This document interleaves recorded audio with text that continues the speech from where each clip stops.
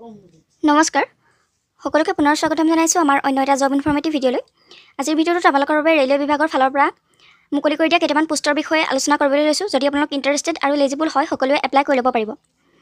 RRB NTPC recruitment 2025 ইতিমধ্যে মুকলি হৈ গৈছে। তাত আপোনালোকৰ 8,850টাকৈ পোষ্ট আপোনালোকে দেখিবলৈ পাব আৰু ইয়াতে গ্ৰেজুৱেট লেভেল আৰু আণ্ডাৰ গ্ৰেজুৱেট লেভেল দুয়োটাৰ বাবে আপোনালোকৰ পোষ্ট মুকলি হৈছে। যদি আপোনালোক গ্ৰেজুৱেট হয় তেতিয়াও আপোনালোকে এপ্লাই কৰিব পাৰিব, যদি আণ্ডাৰ গ্ৰেজুৱেট হয় তেতিয়াও আপোনালোকে এপ্লাই কৰিব পাৰিব।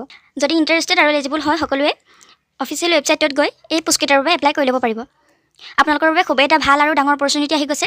সকলোৱে এই অপৰচুনিটিটো সোনকালে গ্ৰহণ কৰক। যদি আপোনালোকে এটা জবৰ বাবে ইণ্টাৰেষ্টেড হয়, যদি RRB NTPC ৰিক্ৰুইটমেণ্টৰ বাবে আপোনালোকে অপেক্ষা কৰি আছিল, তেনেহ'লে আপোনালোকৰ বাবেতো খুবেই এটা ভাল অপৰচুনিটি আহি পৰিছে। আৰু যদি আমাৰ চেনেলটোলৈ আপুনি প্ৰথমবাৰৰ বাবে আহিছে তেনেহ'লে চেনেলটো ছাবস্ক্ৰাইব কৰি কাষতে থকা বেল আইকনটো প্ৰেছ কৰি ৰাখিব, কাৰণ আমি এই চেনেলটোত এনেধৰণৰ ভিডিঅ'সমূহে আপলোড কৰোঁ।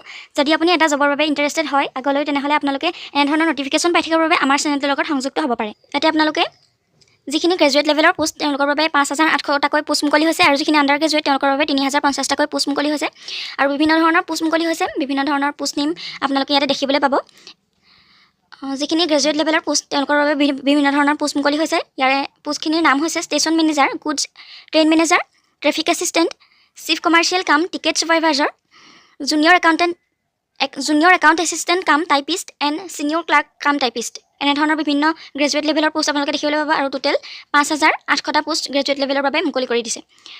আৰু আপোনালোকৰ এজ লিমিটটো হ'ব ইয়াত 18ৰ পৰা 33 বছৰ। আপোনালোকে 18 বছৰৰ পৰা 33 বছৰ হ'লে এপ্লাই কৰিব পাৰিব। আৰু এডুকেশ্যনেল কোৱালিফিকেশ্যনৰ ক্ষেত্ৰত ক'বলৈ গ'লে আপোনালোকে ডিগ্ৰী পাছ কৰিলে আপোনালোকে এপ্লাই কৰিব পাৰিব। আৰু আণ্ডাৰ গ্ৰেজুৱেট লেভেলৰ যিখিনি পোষ্ট সেইখিনি বিভিন্ন ধৰণৰ পোষ্ট মুকলি হৈছে। তাতে পোষ্ট নেমখিনি দিয়া হৈছে commercial cum ticket clerk, account clerk cum typist, junior clerk cum typist and prince clerk.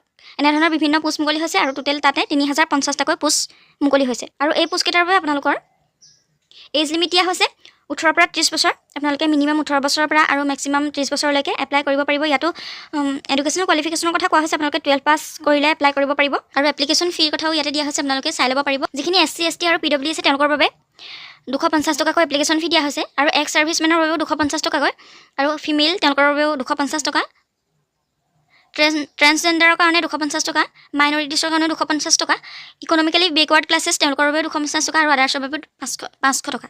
আৰু পে'মেণ্ট মোডটো আপোনালোকৰ যিহেতু অনলাইনে, সকলোৱে অনলাইনৰ যোগেৰে পে'মেণ্টটো কৰিব পাৰিব। যদি আপোনালোকে এপ্লাই কৰিব বিচাৰে আপোনালোকে RRB যিটো NTPC অফিচিয়েল ৱেবছাইট আছে তাতে গৈ আপোনালোকে এপ্লাই কৰি ল'ব পাৰিব। আৰু ইম্পৰ্টেণ্ট ডেটছৰ কথা ইয়াতে কোৱা আছে। যিখিনি গ্ৰেজুৱেট লেভেলৰ পোষ্ট তেওঁলোকৰ বাবে